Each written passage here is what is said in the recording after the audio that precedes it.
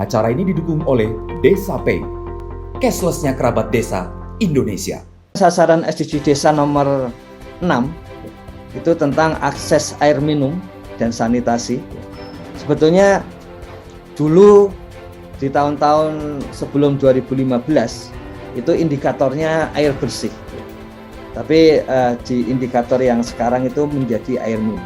Bedanya adalah air bersih bisa dipakai untuk MCK. Sementara air minum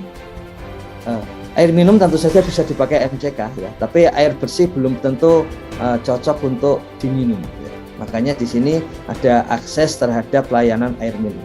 Penting juga untuk kita sadari ada perubahan kelas gitu ya, peringkat gitu.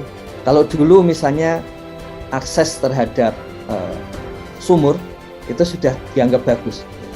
Sekarang intinya adalah supaya lebih mudah air itu masuk ke kamar mandi kita.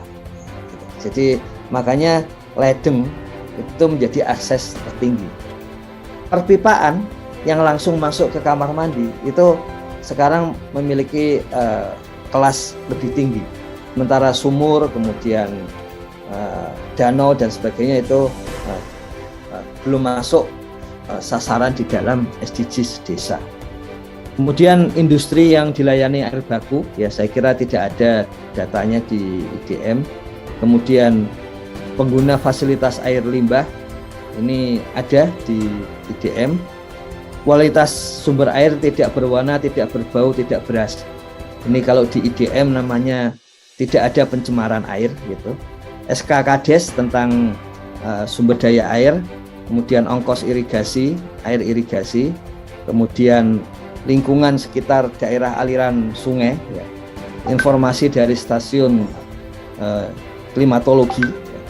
Kemudian informasi sumber daya air, kemudian informasi jumlah mata air ya, yang tidak berkurang, kemudian tidak ada erosi dan tanah tandus. Yang nomor 7 ini soal listrik dan energi bersih terbarukan ya. Jadi keluarga di desa harus bisa mengakses listrik ya. Dan kemudian untuk energi memasaknya ya, itu menggunakan energi gas ya, atau sampah ya, sampah kayu, bukan kayunya tapi sampah kayunya.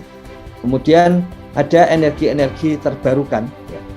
Ini menarik ini karena energi terbarukan ini di dalam data IDM itu adalah jumlah KK yang menggunakan energi terbarukan. Artinya indikator 60% ini targetnya SDG desa. Indikator persentase keluarga menggunakan energi terbarukan itu bisa dijawab. Jadi itu menarik. Kemudian keluarga menggunakan minyak untuk transportasi dan memasak. Ya. Ini sebetulnya harusnya sudah berkurang seperti itu. Nah, data di IDM yang bisa menunjukkan hal ini itu adalah yang pertama akses terhadap air minum.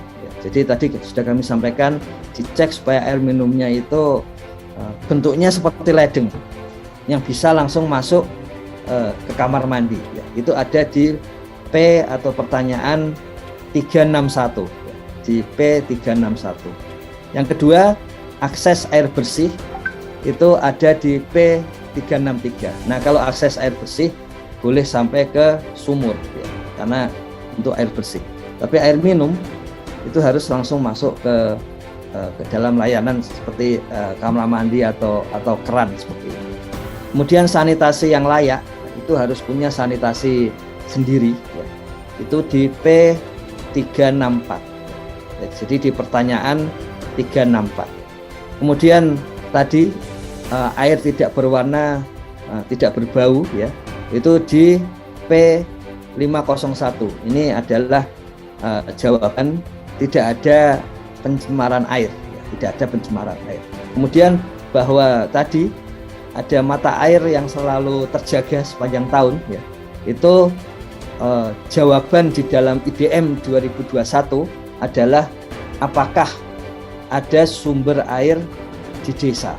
Ya, apakah ada sumber air di desa? Ini ada di jawaban atas P501, pertanyaan 501. Kemudian untuk indikasi SDG desa nomor 7 ya, itu adalah keluarga pengguna listrik.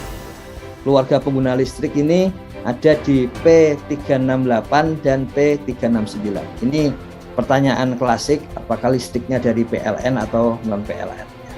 Kemudian keluarga pengguna gas atau sampah kayu untuk memasak itu ada di jawaban atas pertanyaan P416 dan P417. Kemudian bauran atau campuran energi terbarukan, ini yang tadi kami sampaikan, salah satu informasi yang menarik dari IDM ya, karena bisa muncul dari sana, itu di P370 ya, di P370.